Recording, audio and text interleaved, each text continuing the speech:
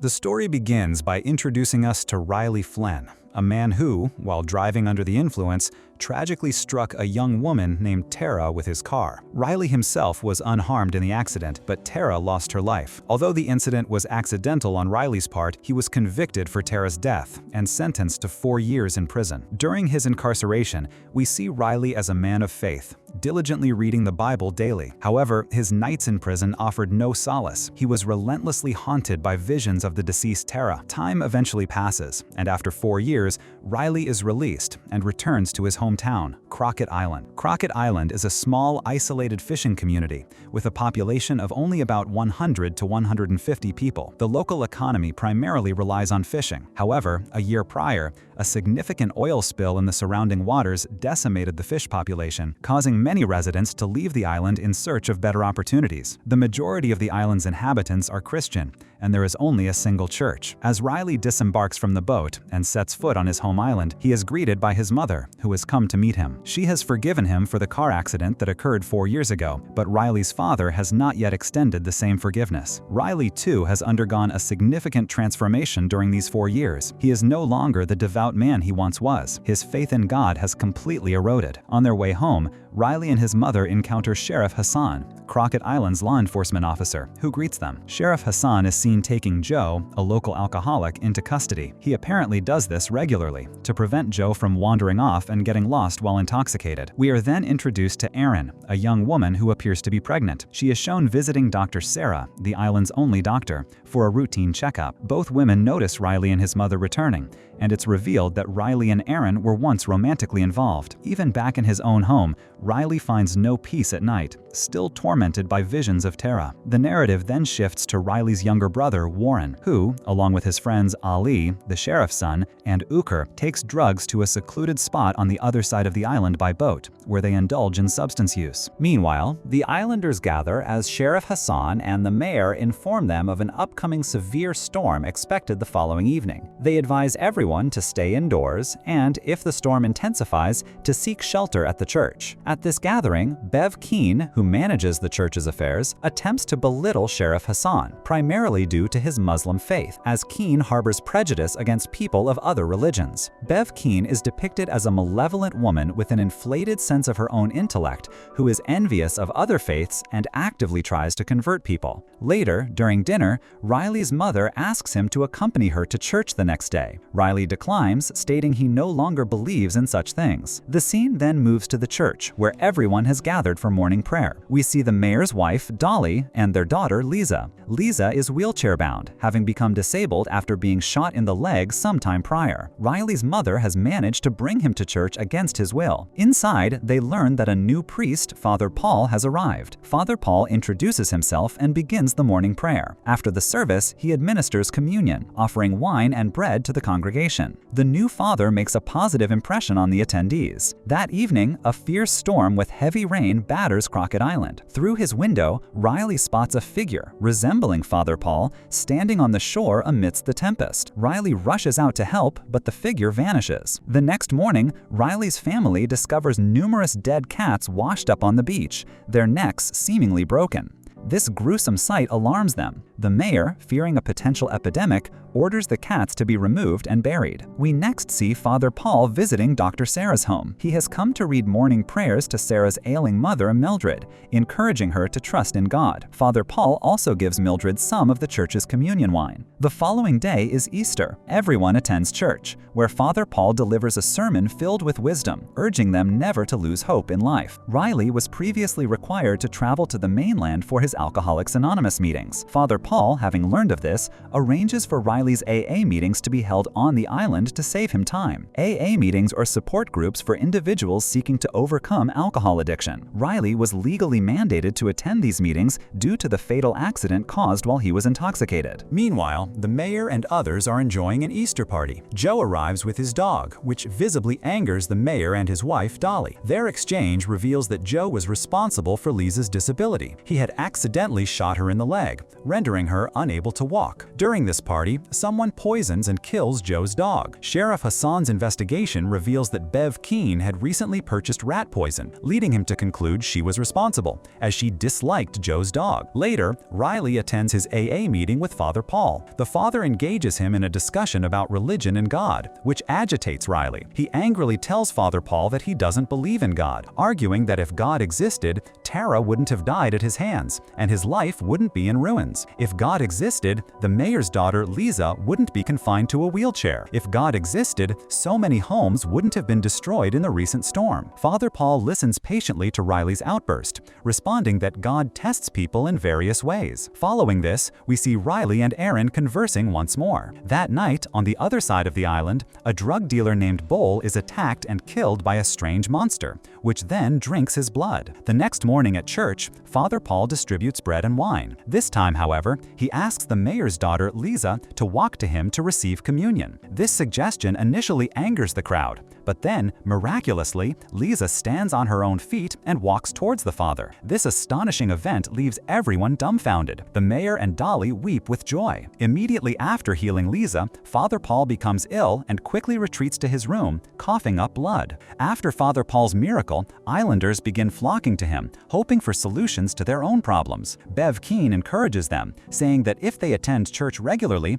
God will soon show them mercy too. This miracle revitalizes faith in the church throughout the island. Consequently, Keane distributes Bibles to all the school children to take home. This action displeases Sheriff Hassan, a Muslim, especially since his son Ali has brought a Bible home. Hassan raises this issue at a school meeting, but finds no support except from Aaron. Those regularly attending church begin to experience remarkable improvements in their health. Riley's mother can now see without her glasses, something previously thought impossible. Riley's father's chronic back pain disappears. Dr. Sarah's mother, Mildred, also recovers and starts walking again, a seemingly impossible recovery. A common factor among all those experiencing these healings is their daily attendance at church and consumption of the wine given by Father Paul. Talk of the church's miracles is widespread. Influenced by this, Sheriff Hassan's son, Ali, asks to go to church, but the sheriff refuses, believing that something other than God or the church is responsible for these events. At this point, everything on the island seems to be improving. Many believe the island has been blessed by God. However, one peculiar thing is occurring. Father Paul is gradually growing weaker. He is also seen secretly adding a blood-like substance to the communion wine. Lisa, now recovered, slowly regains her ability to walk. She starts spending time with Riley's brother, Warren, revealing a mutual affection. One day, Lisa visits Joe and forgives him for the accident that crippled her,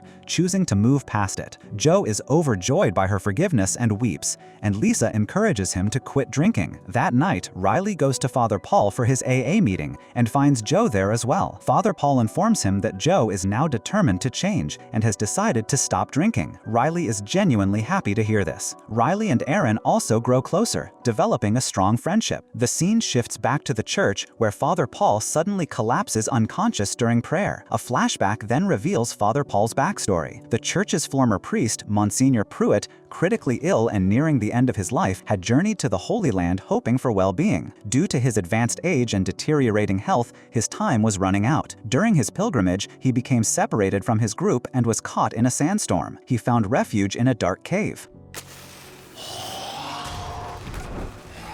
Upon lighting his lighter, he encountered a creature resembling a vampire. The monster began to drink his blood, but instead of killing Monsignor Pruitt, forced him to drink its own blood. Decades washed away. When Monsignor Pruitt awoke the next morning, he found himself young again. The vampire's blood, it turns out, possesses the power to rejuvenate and heal any illness, which is what happened to him. It is revealed that Monsignor Pruitt is, in fact, Father Paul, who has returned to Crockett Island in his rejuvenated state. He believes the monster is an angel that granted him youth. Consequently, he brought the monster back to Crockett Island with him, concealed in a crate, intending for everyone to receive its blessing. Father Monsignor Pruitt, now Father Father Paul, had been secretly lacing the communion wine with the vampire monster's blood. This was the reason for the miraculous healings among the sick islanders. Dr. Sarah's mother was also becoming younger and healthier each day due to this. The vampire's blood could heal any injury or illness. One night, Bev Keane, the mayor, and his wife Dolly are at Father Paul's house discussing an upcoming party when the father suddenly vomits blood and collapses. The mayor checks his pulse and finds that he is dead.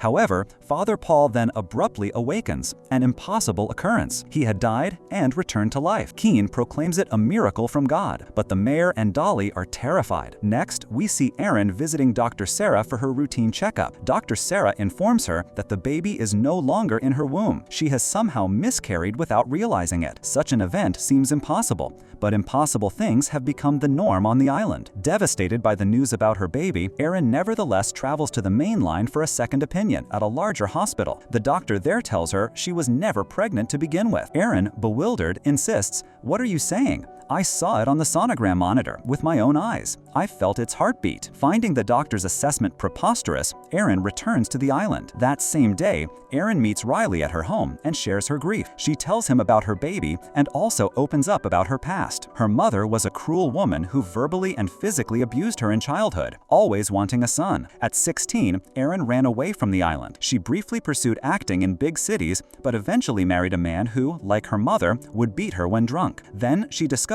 she was pregnant. Her child represented a new hope for her life, so she left her husband and returned to Crockett Island to start anew. But now, her hope, her child, was gone. Riley begins to cry. He confides in Erin that his life has been a living hell since he accidentally killed Tara. He too suffers from sleepless nights. They share a deeply emotional moment. Riley promises to visit Erin again the next day. Meanwhile, Father Paul, after his resurrection, finds he can no longer tolerate sunlight. It burns his skin. He has, in fact, become a vampire because the monster's blood was in his system when he died. Now, any person with vampire blood in their system who dies will resurrect as a full vampire. Father Paul is now a vampire, though he is still unaware of this fact, believing his condition to be a divine gift. Bev Keane enters his room and tells him that she, the mayor, and Dolly know he is Monsignor Pruitt. Having seen his youthful photograph in his room, they vow to keep his secret, as Keane now views the father as a manifestation of God, given his rejuvenation and return from death. As Keane leaves, Father Paul feels an intense hunger, but not for food. He clenches his fist tightly, and blood begins to seep from it. He cuts his hand with a cross and drinks his own blood. Father Paul has truly become a blood-drinking vampire and will now experience an insatiable thirst for blood. As night falls, Father Paul goes to pray with Dr. Sarah's mother, Mildred. This time, Mildred recognizes him as Monsignor Pruitt, as they were close friends in their youth. She asks him how he became young again. Father Paul replies that it's simply God's blessing, urging her to accept it as well. Later that night, Father Paul feels the urge to drink blood again. Just then, Joe arrives at his house, unable to stay sober and hoping the father can help him. Father Paul embraces Joe, saying, "I'm proud of you," then grips him tightly. Joe struggles to break free but can't. In the scuffle, Joe's head hits a table, killing him. Unable to control himself any longer, Father Paul begins to drink Joe's blood. Bev Keane arrives and witnesses this. She tells Father Paul it's not his fault, claiming God did it for their benefit. She then summons the mayor and his associate, Sturge, instructing them to dispose of Joe's body in the sea. Bev also tells the mayor that Joe was a blight on the world, responsible for crippling his daughter, and reminds him who healed her, implying he shouldn't mourn Joe's death. Keane views Father Paul as an instrument of God, and since the mayor's daughter was healed because of him, they agree to cover up the incident. The next evening, Riley arrives at the hall for his meeting with Father Paul. He asks about Joe, wondering why he isn't there. Father Paul claims Joe went to the mainland to visit his sister. Riley immediately knows the father is lying, because Joe had once mentioned in conversation that his sister died a long time ago. Riley leaves, but the lie bothers him, so he decides to return to the hall hall to confront Father Paul. Inside the hall, Father Paul is in distress, waiting for someone. The vampire creature that rejuvenated him then appears and begins to fill a bottle with its blood. This reveals that Father Paul regularly consumes the vampire's blood and secretly mixes it into the communion wine for the churchgoers, which is how everyone has been healing. Just then, Riley enters the hall. He sees Father Paul on the floor and a strange-looking creature standing before him. The vampire notices Riley and immediately attacks, injuring him. When Riley doesn't return home, Erin searches the entire island for him but finds no trace. Frightened, she goes to Sheriff Hassan to file a missing person report. The sheriff informs her that 2 other people have also disappeared, Joe and the drug dealer. He assures Erin he will try his best to find Riley. Meanwhile, Father Paul can no longer go out during the day, so he reschedules church prayers for the night. Later, Mildred attends tonight's prayer. Everyone is astonished to see her, as she was near death but is now completely healed and growing younger each day. Sarah herself is astonished, but we know this is all due to the vampire's blood. After the prayer, Father Paul delivers a very aggressive sermon. He urges everyone to stop engaging in worldly battles and instead join God's army. Hearing this, Mildred leaves the church and tells her daughter Sarah that this is not the father she once knew. He has changed, and Sarah no longer needs to come here. At midnight, Riley appears at Erin's house. Angered, Erin asks him where he has been since yesterday. Riley asks her to come with him on a boat to the middle of the ocean. Erin agrees. Once they are far from shore, Riley begins to tell Erin everything that happened. He explains that he saw a vampire monster in Father Paul's church hall, which attacked him and began to drink his blood. We are then shown that Riley died while the monster was feeding on him. However, because he had also ingested the vampire blood mixed in the wine, he reawakened, but as a vampire. As soon as he regained consciousness, he tried to flee, but the sunlight began to burn his skin. Father Paul saved him, telling him he was no longer human, but a messenger of God, chosen by God. He also revealed that he was indeed Monsignor Pruitt, and that the creature Riley saw was an angel that had made him young. Bev Keane then arrived and tried to persuade Riley to join them, also telling him he was chosen by God and was special. At that moment, Riley could feel Keane's heartbeat and the blood rushing through her veins. She then offered him a glass of blood, which he couldn't refuse, and drank. But he understood that all of this was wrong, after which he came straight to Erin. Riley had come to the middle of the ocean, so he couldn't escape what was about to happen to him. Erin still finds it hard to believe Riley's story. Riley then confesses his love for Erin, saying he will always love her, even after death. Erin tells him she has started to love him again too. Riley tells her she must get off the island, no matter what. Erin doesn't understand his words at that moment, to which he replies that she will understand everything by morning. Just then, dawn breaks.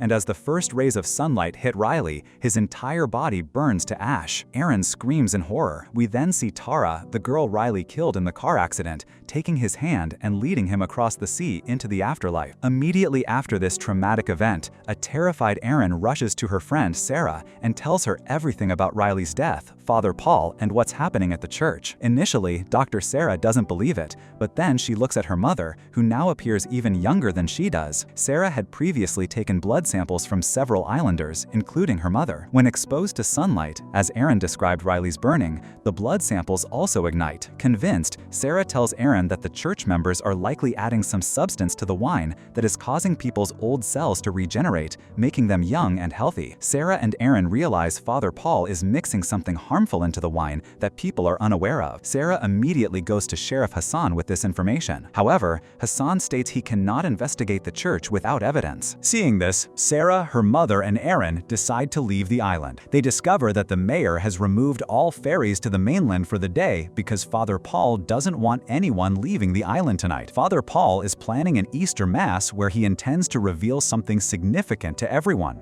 Meanwhile, the mayor's associate, Sturge, cuts the wires and disables the networks of all remaining boats, isolating the island completely. Sarah, her mother, and Erin see people heading to the church with candles. Realizing something terrible is about to happen to them, the three decide to go to the church to try and save everyone. Sheriff Hassan's son, Ali, insists on going to the church, claiming Father Paul is going to perform a great miracle that he wants to witness. The sheriff decides to accompany Ali, partly to investigate the strange occurrences Sarah had reported. Everyone gathers at the church. Father Paul first confesses confesses that he is Monsignor Pruitt, admitting, "I lied to all of you. I met an angel who gave me its blood, and by drinking it, I became immortal and young forever. God resurrected me. Today, I will make all of you immortal and eternally young like me, because the angel's blood already flows within you." Everyone is stunned. Father Paul then calls Sturge forward and has him drink poison, killing him. Seconds later, Sturge reanimates as a vampire. Terrified, Sheriff Hassan tries to leave with Ali. We are afraid. And an angel of the But the vampire monster, dressed like an angel as described by Father Paul, appears before them. It spreads its demonic wings. Bev Keane hands out glasses of poison to everyone. She persuades Ali to drink it. As Sheriff Hassan is about to shoot them in anger, he is restrained by the crowd. Ali drinks the poison, dies, and resurrects as a vampire. Witnessing this, people gradually begin to die and reanimate as vampires. However, some, like Sarah, Aaron, Lisa, Riley's brother Warren and his mother, Sheriff Hassan, and Mildred, refuse. Enraged Mildred shoots Father Paul in the head, temporarily killing him. But the vampire monster snatches Mildred, flies away with her. Chaos erupts in the church. The newly turned vampires begin feeding on those who haven't turned. Keane imprisons the remaining humans. Minutes behind.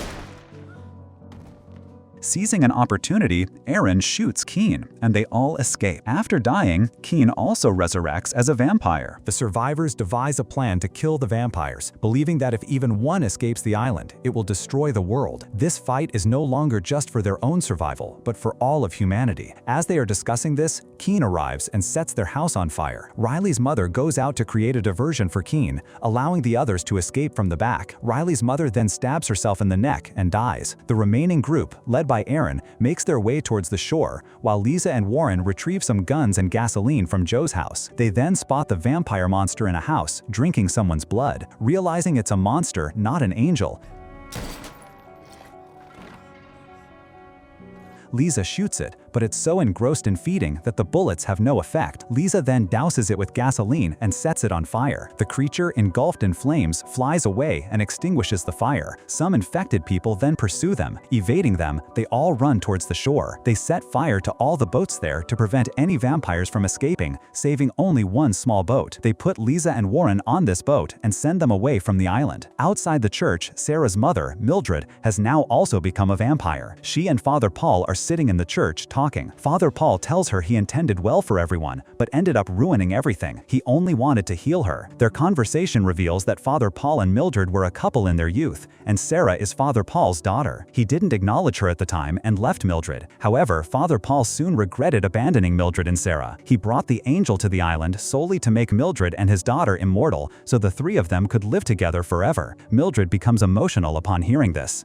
Meanwhile, Bev Keane burns down all the houses on the island to kill any remaining survivors or force them to take refuge in the church. She spares the church and its rec hall, as she has prepared rooms there to shield herself from the sun. However, Aaron and the others know the vampires will hide in the church and rec hall during the day, so they plan to burn these structures down. Seeing the island burning, Father Paul confronts Keane, saying, "What have you done? This is wrong." Keane dismisses him as useless and cowardly, declaring he is no longer the father he once was. Hurt by this, Father Paul decides to stay in the church until morning. Upon entering, he finds Dr. Sarah dousing the church with gasoline. He reveals to her that he is her father and loves her very much. Sarah begins to cry, but before father and daughter can talk further, Sturge shoots Sarah. Father Paul and Mildred rush to her. To save her life, Father Paul tries to make her drink his blood, but she spits it out, saying she doesn't want to become a blood-drinking monster and would rather die. As Sarah dies, an enraged Father Paul sets the entire church on fire and carries Sarah's body out. Elsewhere, Bev Keane declares herself the new leader, the new father, and shoots Sheriff Hassan, who was trying to burn down the rec hall. Aaron is also about to set the hall on fire when the vampire monster attacks her and begins to drink her blood. However, Aaron, demonstrating immense bravery, uses a knife to repeatedly slash its wings, which the vampire doesn't notice, engrossed as it is in feeding. Seeing his father's condition, Ali sets the Rakhal on fire himself, completing Hassan's task. He makes the sunrise in the evil and the good.